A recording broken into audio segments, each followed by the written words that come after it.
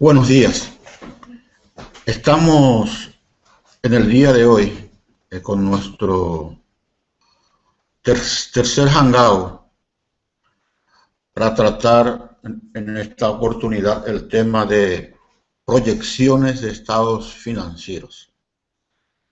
Y la forma de desarrollar esta presentación sería, primeramente voy a pasar por mostrando, ¿verdad?, la parte conceptual en lo que respecta a proyecciones financieras, para luego pasar a desarrollar o a comentar ya un ejercicio resuelto, un ejercicio de libro resuelto sobre proyecciones de estados financieros, para terminar con la presentación de un caso real de proyecciones de estados financieros, en este caso una empresa real, Atlantis Saika. Les recuerdo, señores, que esta presentación va a ser muy útil para los alumnos para la presentación de su trabajo práctico, ya que en oportunidad del tercer parcial ustedes deben tener ya escogido. Yo le voy a entregar el nombre de la empresa,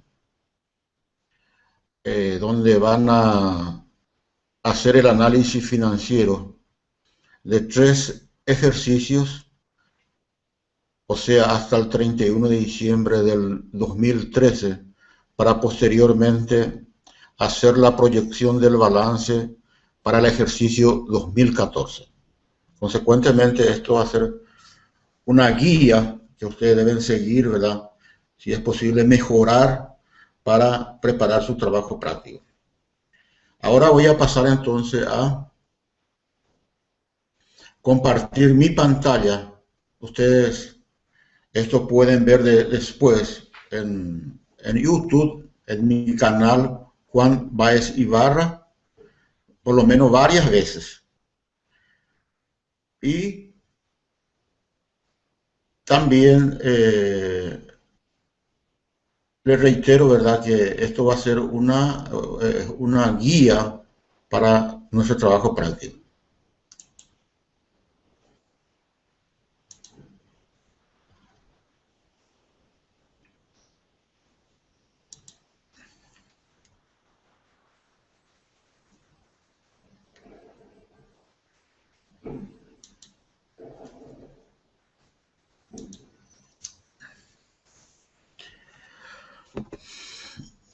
Cualquier cosa, ahora ustedes tendrían que estar viendo, ¿verdad?, una pantalla que se llama planificación financiera.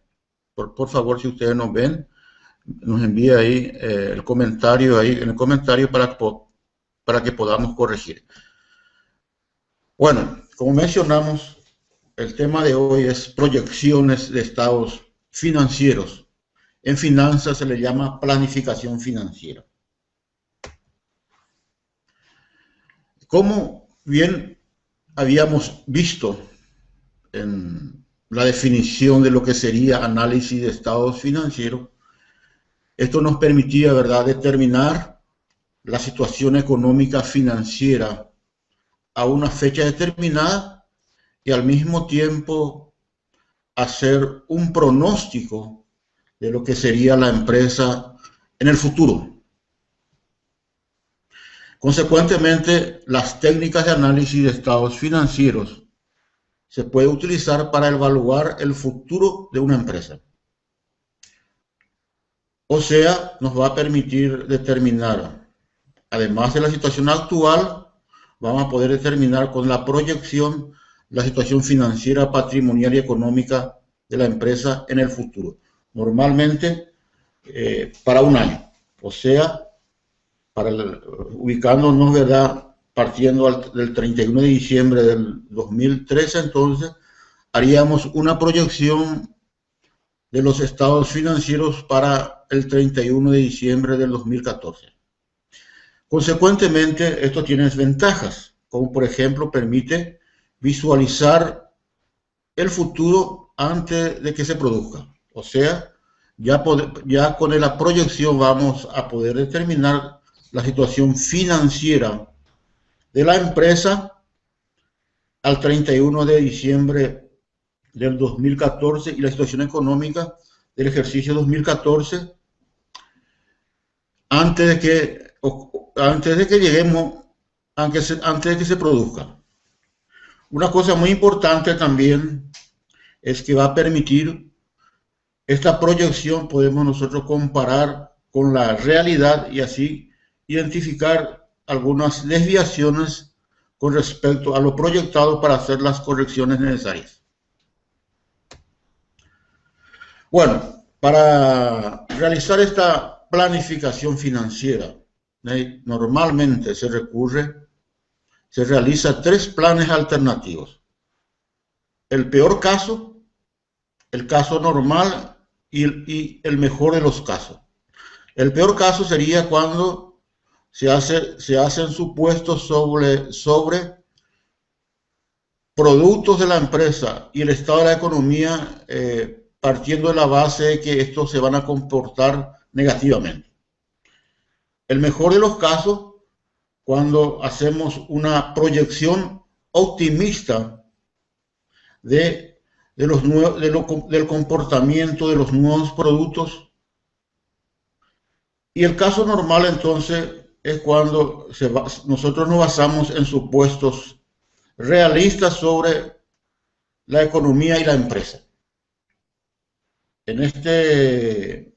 Hoy lo que vamos a hacer sería, para el caso real, vamos a usar el caso normal, que sería la proyección que esperamos que ocurra, ¿verdad? Partiendo de la base de un comportamiento normal de la economía y la empresa.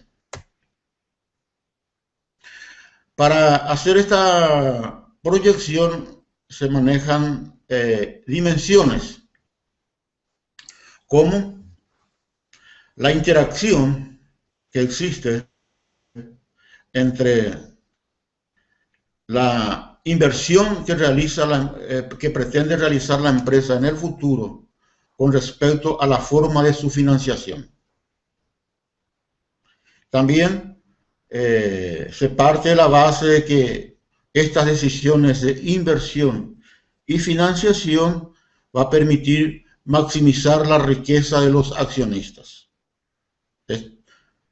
Y lo que se pretende con esta proyección es conocer de antemano de lo que va a ocurrir en el futuro a fin de evitar sorpresas.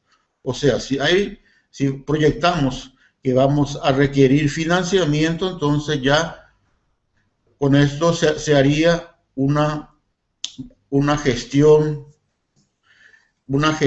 ¿verdad?, de antemano. Bueno, ¿cuáles serían los elementos comunes de los planes financieros? Normalmente se inicia con el pronóstico de ventas. Es el punto de partida. Como ya le había mencionado en varias oportunidades, el disparador de una empresa viene a ser las ventas. Las ventas son las que hacen necesarias nuevas inversiones, y esas nuevas inversiones también hacen que se requieran nuevas financiaciones. Consecuentemente, a partir del pronóstico de ventas, vamos a elaborar los estados proyectados, también llamados estados pro forma.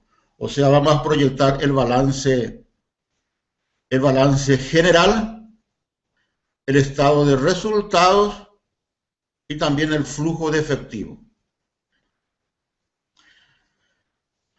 Este pronóstico de ventas, como habíamos mencionado, va a implicar la necesidad de realizar inversiones, normalmente en el activo fijo, que en finanzas se conoce como presupuesto de capital. Y también esa inversión en activo fijo va a implicar también la necesidad de realizar nuevas inversiones en el capital de trabajo neto. Consecuentemente, estas dos inversiones, tanto en el activo fijo como en el capital de trabajo neto, se debe financiar a través de deudas o capital propio. También acá juega un papel muy importante la política de dividendo de la empresa, porque esto es también puede ser una fuente de financiación.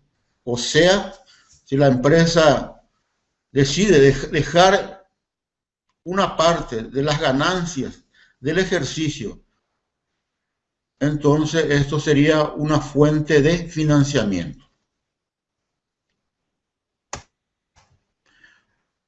Otros elementos serían, por ejemplo, que necesitamos realizar supuestos económicos, principalmente en cuanto al comportamiento de las tasas de interés y de tipos de cambio en el futuro.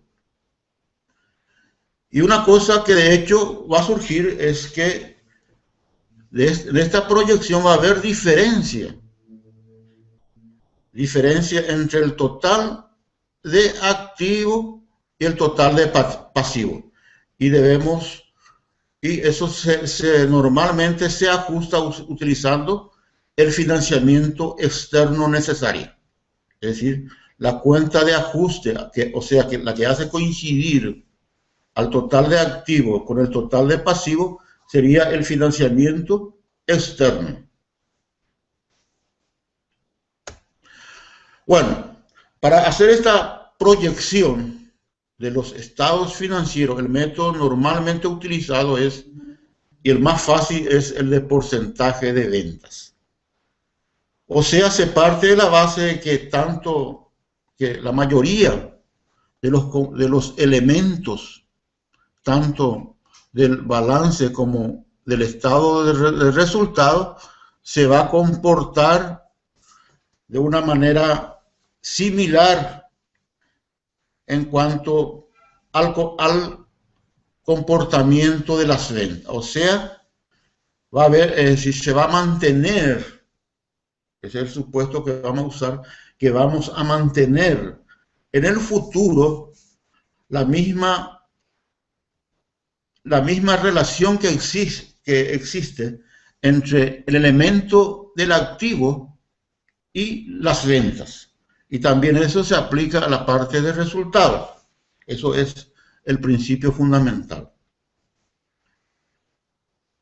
Vamos a ver mejor esto. Entonces, ¿cómo aplicamos el método de porcentaje de ventas en el estado de resultado? Normalmente lo que se hace es hacer una proyección del crecimiento de las ventas para el ejercicio venidero. En este caso sería el ejercicio 2014.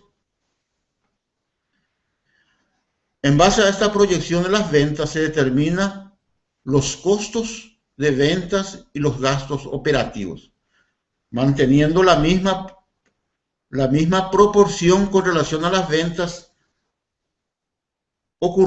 esa misma proporción ocurrida en el pasado para el futuro. Otro punto importante sería proyectar el pago de dividendos. Y para esto vamos a determinar un ratio entre el dividendo efectivo y la utilidad neta.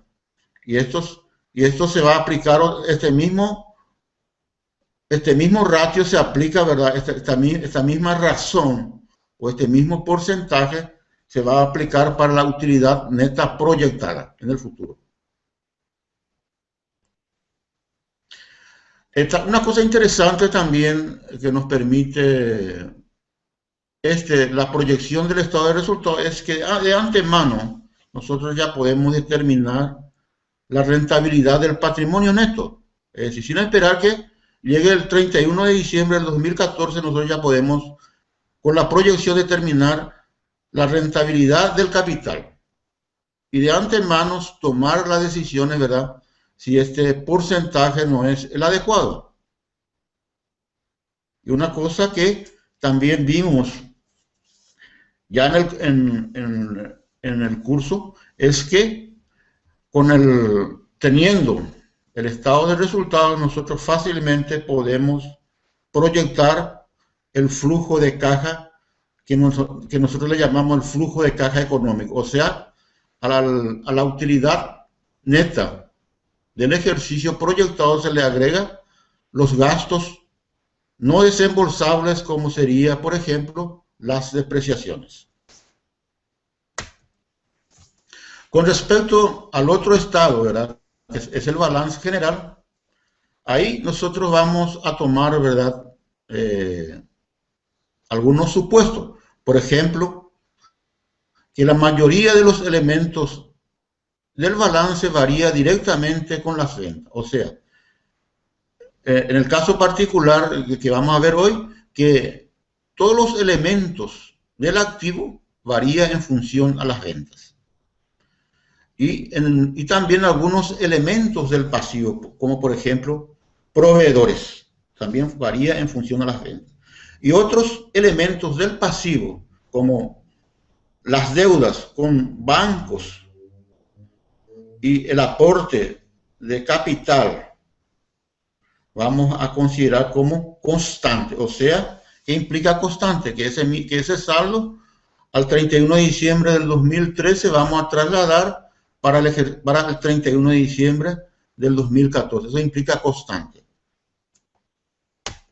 Bueno, una cosa interesante que tenemos que tener bien claro es que el incremento de las utilidades retenidas es resultante de la utilidad neta del ejercicio menos los dividendos. O sea, nosotros vamos a proyectar la utilidad neta y también vamos a determinar los dividendos que vamos a pagar. Y esa diferencia viene a ser el incremento de la utilidad retenida. Esto vamos a ver bien claro en los dos ejemplos que vamos a ver hoy. Bueno, ¿cuáles serían los pasos para hacer la proyección del balance? Como ya mencionamos, vamos a expresar los elementos del balance general, o sea, disponibilidades, cuentas a cobrar, inventario y activo en función a las ventas.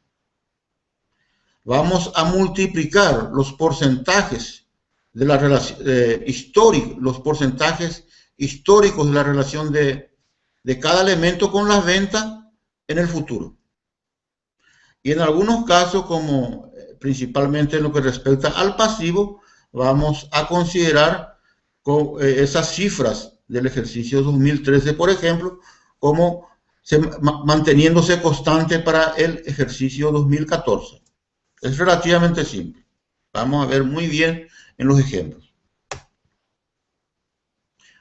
Y volvemos de nuevo, ¿verdad? A reiterar, ¿verdad? Esta vez ya aplicando a las utilidades, ¿verdad? Tratando de entender o repetir, ¿verdad? Lo que serían las utilidades netas proyectadas, o las utilidades retenidas proyectadas, o las utilidades acumuladas proyectadas. Y esto surge, como vimos, ¿verdad? Que vamos a partir de la utilidad retenida del ejercicio anterior. A esto le vamos a sumar las utilidades netas las utilidades netas proyectadas del ejercicio 2014 y le vamos a restar los dividendos del ejercicio 2014. Esto también va a quedar bien claro en los ejemplos. Bueno, esto en cierta manera ya es como un resumen, ¿verdad? De los activos de la empresa crecerán en proporción a sus ventas. La utilidad neta, que vamos a determinar en el estado de resultado, que sería la última línea, estaría en función de una proporción con respecto a las ventas. Y que la empresa tiene una política de pago de dividendos y también tiene una política en cuanto al endeudamiento máximo que él quiere correr. Se parte también de la base de que la empresa en el ejercicio siguiente no va a modificar la cantidad de acción, o sea, la cuenta capital va a permanecer constante. Esto es una realidad porque modificar o aumentar capital normalmente requiere un periodo de preparación un periodo de preparación muy largo, ¿verdad? Entonces, consecuentemente, un supuesto de que esto va a permanecer constante es muy realista. Bueno, esto es la base de todo, ¿verdad? Habíamos dicho, ¿verdad?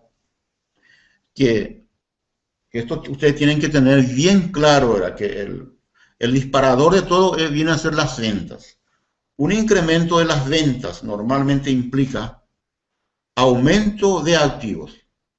Y este aumento de activos se debe financiar ya sea con aumento de deuda o aumento de capital. Bueno, por último, terminando ya la parte conceptual, es importante también tener claro cómo se calcula la tasa de crecimiento de la empresa. Y esta tasa de crecimiento está en función de la rentabilidad del activo, que en este caso sería el ROA, la rentabilidad del activo, y multiplicado por el porcentaje de retención de las utilidades. En este monto, es decir, cuánto ganamos, cuánto nuestro activo generó en términos de ganancia, esto multiplicado por la proporción de retención de utilidades, esto es entonces lo que va a implicar el incremento de los activos. Es muy sencillo, ¿verdad? Es decir, es muy sencillo este cálculo. En base a la rentabilidad, es decir, si nosotros tenemos calculado que la rentabilidad del activo fue del 10%, entonces el activo va a aumentar 10% solamente si no se distribuye dividendos. Si se distribuye dividendos, ese incremento va a ser menor, ¿verdad? Y por eso está este B. Bueno, con esto terminamos la parte conceptual y vamos a pasar directamente a desarrollar el primer ejercicio, que es un ejercicio como yo le llamo del libro, y el segundo ya es un ejercicio real. Vamos a comenzar con el primer ejercicio, que es del libro, era para entenderlo un poquito mejor, para pasar al caso real. Bueno, para poder aquí, como le mencioné, este es un ejercicio del libro de Roske, es un libro de finanzas, por eso le llamo ejercicio de libro. Bueno, nosotros estamos partiendo acá tenemos el estado de resultado del ejercicio 2000X6. O sea, este sería el resultado, es el balance histórico, es el estado de resultado histórico, este es el punto de partida. También tenemos abajo tenemos el balance general al 31 de diciembre de X6.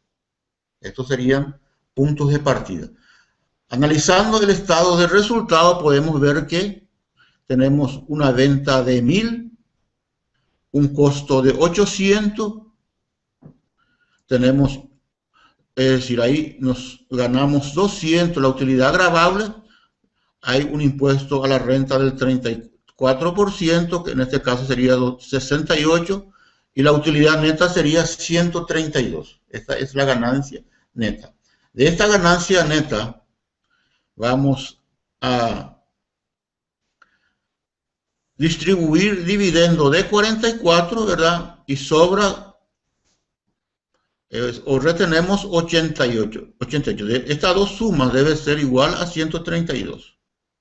Y aquí nosotros podemos simplemente determinar, ¿verdad?, el porcentaje de distribución de dividendo dividiendo 44 dividido 132. Y el complemento sería la retención. Con respecto al balance histórico, al 31 de diciembre del 2016, vemos acá que el total de activos representa 3.000. Tenemos efectivo de 160, cuentas a cobrar de 440, inventario de 600 y activo fijo de 1.800. Bueno, habíamos dicho, ¿verdad?, que partíamos de la base de que los elementos del activo iban a variar en función a las ventas. No, como las ventas acá ven ustedes que es 1.000, acá tenemos que el efectivo va a representar el 16%, o sea, dividimos 160 por 1.000, o sea, 16%. Esto es la participación histórica del efectivo. Cuentas a cobrar es 440, ¿verdad? Dividido 1.000, también es 44%. Inventario es 600, dividido 1.000 es 60%. Y el activo fijo, que aquí es 1.800, entonces va a representar 180% de las ventas. Esa sería la proporción histórica del comportamiento de los activos en función a las ventas. Por otro lado, habíamos dicho también que cuentas a pagar va a comportarse también en función a las ventas. En este caso tenemos el saldo de cuentas a pagar de 300, que va a representar el 30% de las ventas, que es 1.000. Las demás cuentas, habíamos mencionado que van a permanecer constantes en principio, hablo en principio, para el ejercicio siguiente. O sea, documentos a pagar, que sería una obligación que uno tiene con bancos, va a permanecer constante. Deudas de largo plazo va a permanecer constante. Y también capital va a permanecer constante. Y utilidades retenidas, lógicamente, va a variar en el ejercicio siguiente en función de la retención de las utilidades. Si ganamos, ¿verdad?, y dejamos una parte como utilidades acumuladas, esto se va a incrementar. Bueno, entonces acá ya tenemos una visión completa,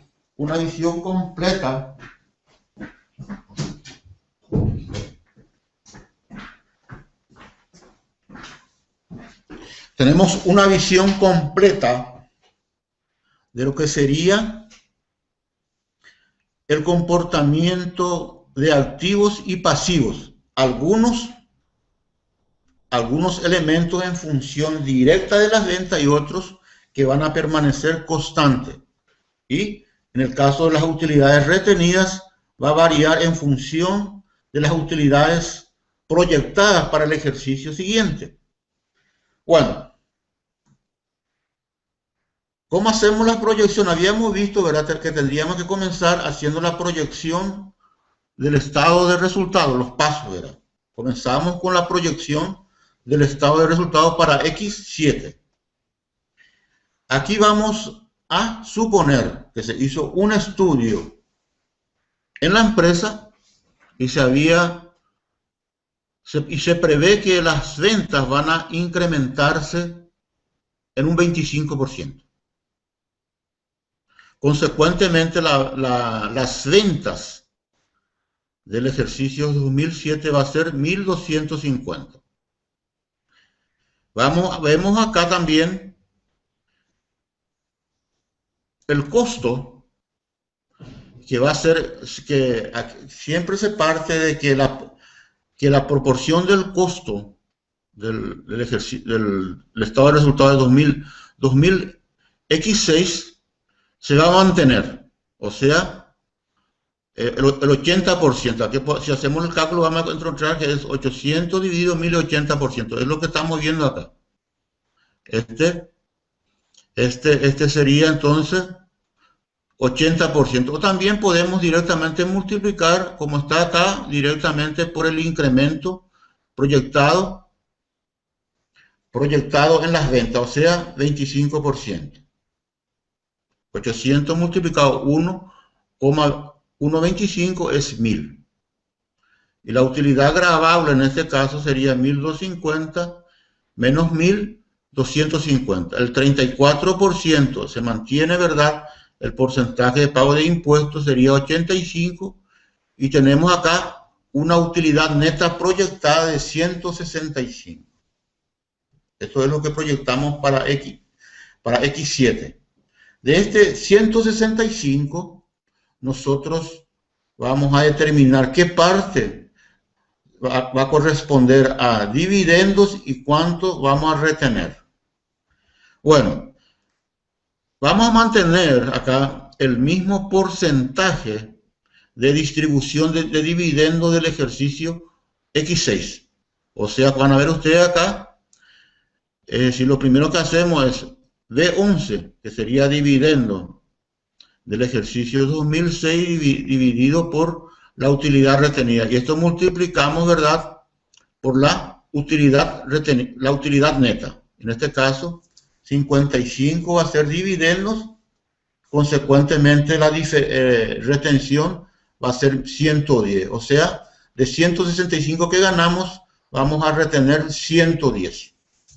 Bueno, entonces con esto tenemos terminado ya la parte de proyección de estados de resultados, que es relativamente fácil.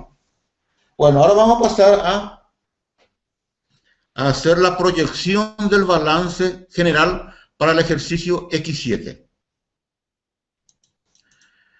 Y ahí vamos a aplicar, ¿verdad?, los mismos porcentajes de participación de los elementos del activo en el total de las ventas. Ahora, como ven ustedes, las ventas aumentó, ¿verdad? Entonces, el efectivo va a ser el 16% de 1250, y en este caso va a ser 200.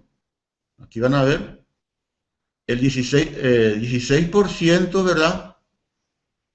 De esto viene a ser las ventas proyectadas.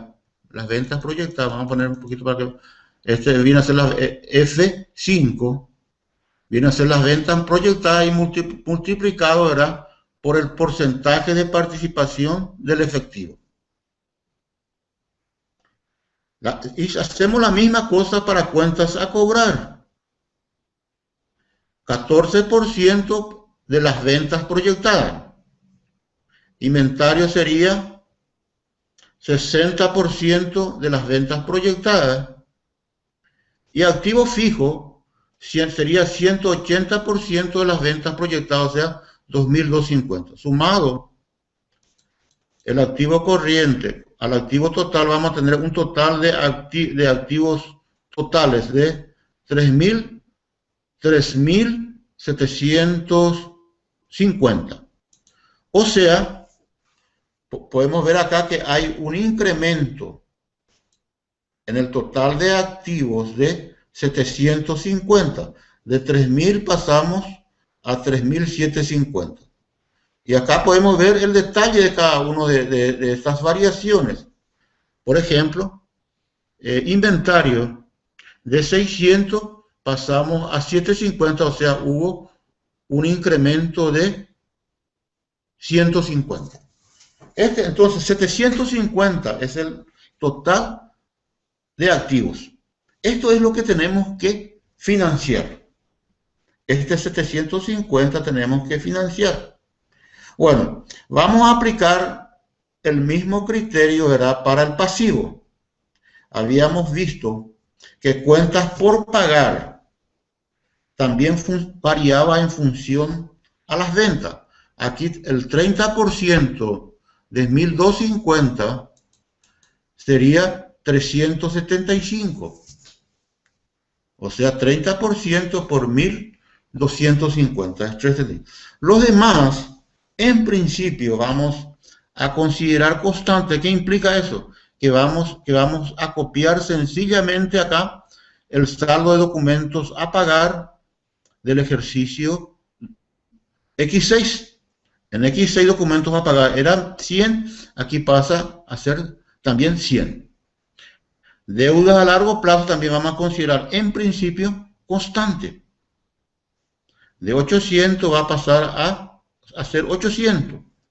Capital también va a ser constante. De 800 va a pasar a 800. Ahora, como vimos acá, las utilidades retenidas de X6 fue 1000. Nosotros ahora en este ejercicio X7 retenemos 110, entonces va a pasar a tener un saldo de 1110. Si nosotros sumamos el total del activo corriente más el total del pasivo corriente más el total del patrimonio neto, vamos a tener acá que nuestro pasivo más patrimonio suma 3.185. En principio existe un descuadre, ¿verdad?, con respecto al activo, que es 3.750.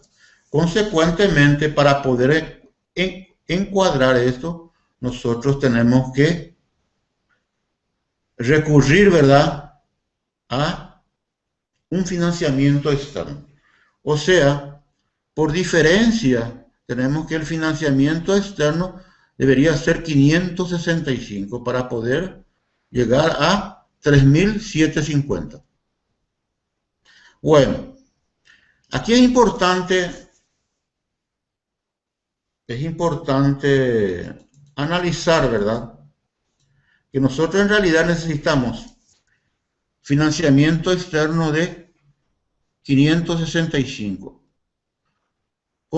¿Por qué llegamos a 565? Vamos a ver por qué llegamos. ¿Por qué es el financiamiento externo es 565? No es solamente para cuadrar, sino tiene una explicación. De los 750 que necesitamos, que son nuevos activos, nosotros obtuvimos de los proveedores un financiamiento que en finanzas se conoce como, o en análisis de estados financieros conocemos como financiamiento espontáneo de 75. De 300 pasó a 375. Entonces, los proveedores nos facilitaron 75 de financiamiento adicional. Este es un financiamiento espontáneo, o sea, que por el mero hecho del incremento de las ventas, entonces también el proveedor nos aumenta el crédito. No necesitamos hacer ninguna negociación. Entre tanto, si nosotros queremos financiar a través de bancos, nosotros tenemos que hacer una negociación. Por eso se le llama un financiamiento acíclico. O sea, no se comporta directamente con relación a las ventas. Bueno, acá entonces los proveedores ya no financiaron en 75. Eso se llama financiamiento espontáneo. Financiamiento espontáneo. Por otro lado, vimos también que una parte de las utilidades del ejercicio X7, una parte fue retenida. En este caso es 110. Este sería el financiamiento interno. Sumado, ¿verdad?, el financiamiento interno más el financiamiento espontáneo, vamos a encontrar, y comparado con el total de activos necesarios de 750, entonces sobra 565. 565 viene a ser el financiamiento externo requerido, que estamos probando por dos manos, ¿verdad? Uno por la diferencia directa entre el total de activo histórico, proyectado con el histórico. Y otro, viendo, ¿verdad?, cómo se financia este incremento de 750 a través del financiamiento interno y a través del financiamiento espontáneo. Bueno, ahora nosotros tenemos que, este financiamiento externo tenemos que distribuir en el pasivo para terminar entonces nuestra proyección del pasivo. Aquí se ha decidido, ¿verdad?, que de los 565, 225 iba a financiar documentos a pagar a corto plazo y 340 financiar deudas a largo plazo. Consecuentemente, entonces, vemos acá que el saldo proyectado inicial de documentos a pagar es de 100, ahora pasa a 325, como ven ustedes, le estamos sumando 225. La misma cosa, con deuda a largo plazo de 800 le sumamos 340 y pasa a 1140. Aquí ven ustedes las F22 sumado al saldo proyectado inicial de deuda a largo plazo. Y con esto, si nosotros hacemos la suma, ¿verdad?, vamos a encontrar ya que nuestro balance en lo que respecta al pasivo cuadra con el total de activos. Bueno, esto es sencillamente la proyección del balance general. Repitiendo entonces los pasos que hicimos, ¿verdad? Primeramente, calculamos, ¿verdad?, la participación de los elementos del balance histórico con respecto a la venta histórica. Partimos de la base del supuesto de que todos los elementos del activo se iban a comportar o iban a variar en función a las ventas. Posteriormente, hicimos la misma cosa para el pasivo espontáneo, que es proveedor, porque también esto funciona en función a las ventas. Posteriormente, pasamos, ¿verdad?, a calcular, a hacer la proyección del balance general para el año X7, manteniendo esta misma proporción, ¿verdad?, pero en función ya a las ventas proyectadas, que en este caso es 1250. Hicimos este trabajo, llegamos a tener un total de activos de 3750. Pasamos, o sea, hubo un incremento del activo de 3000 que necesita ser financiado. Pasamos al pasivo. Ahí proyectamos cuentas a pagar también, que es 30% de las ventas, y quedan 375. Consideramos documentos a pagar y deuda a largo plazo en principio constante. Consecuentemente mantenemos el mismo saldo para X7 en principio. Capital consideramos constante, y las utilidades retenidas lógicamente varía, ¿verdad?, en función de la retención que se hace a las utilidades del ejercicio X7, o sea, a las utilidades retenidas de 1000 que era en X6, le sumamos 110 que es la parte de las utilidades retenidas de X7. Y ahí, ¿verdad?, sumando todo esto encontramos que el total de pasivos más patrimonio neto suma 3185. Y para cuadrar necesitamos un financiamiento externo de 565. Con esto llegamos a los 3750. Bueno, ¿y cómo demostramos por otra vía esta variación, este financiamiento externo? Vimos que los dueños dejaron, ¿verdad?, 110, es decir, nos llevaron, es decir, dejaron como utilidades acumuladas 110. Y los proveedores nos financiaron el 75.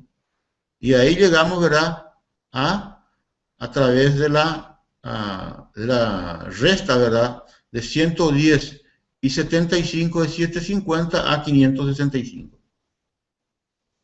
Bueno, creo que ahora quedó bien claro. Ahora bien, nosotros, es decir, cómo esto nosotros aplicamos la parte conceptual, es decir, nosotros con esto, en cierta manera, ya con anticipación, podemos prever, ¿verdad?, que vamos a necesitar un financiamiento externo de 565. Y estos recursos nosotros tenemos la posibilidad de gestionar tranquilamente durante el año X7, ¿verdad?, sin ninguna improvisación. Esta sería la gran utilidad de la proyección del estado, de la proyección tanto del estado de resultado como del balance. O sea, nos va a permitir saber de antemano que en el ejercicio X7 vamos a ganar 165 y que vamos a necesitar un financiamiento de 565. Y aquí al ladito podemos inclusive calcular cuánto sería la utilidad, la rentabilidad del capital dividiendo la utilidad neta, que ustedes ya saben, ¿verdad?, por el patrimonio neto, que en este caso es 1910. Vemos acá que la utilidad, que la rentabilidad proyectada del capital es del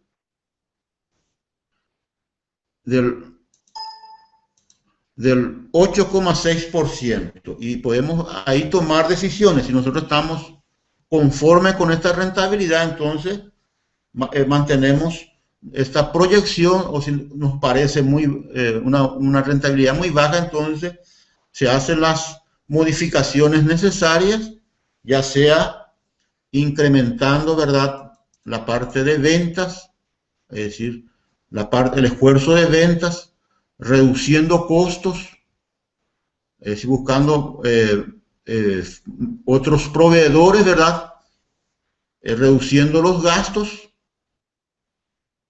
y también muchas veces tomar decisiones en cuanto a la distribución de dividendos. Es decir, si resulta si el financiamiento externo es muy caro, entonces nosotros podemos retener una mayor proporción de las utilidades y dejar de usar el financiamiento, dejar de usar una parte del financiamiento externo. Acá necesitamos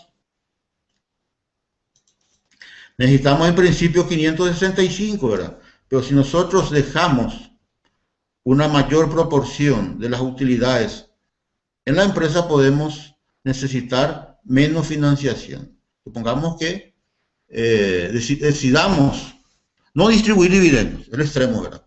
Entonces, en vez de 110 acá, el financiamiento interno va a ser 165. Y el financiamiento externo va a ser mucho más bajo que 565. Esa sería la forma de leer el estado de resultado, ¿verdad?, proyectado, y el balance proyectado.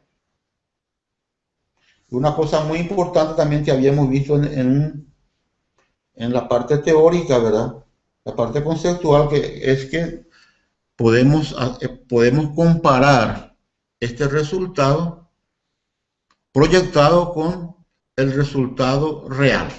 Eso nosotros vamos a hacer ahora en el caso de Atlantis, porque nosotros ahí vamos a tener la posibilidad de comparar ahora con el resultado, porque estamos haciendo un caso un poquito ya con atraso. Nosotros ya estamos en 2014 y estamos haciendo proyección de 2013. Bueno, entonces ahí tenemos la posibilidad de comparar. Vamos a ver eso ahora mismo.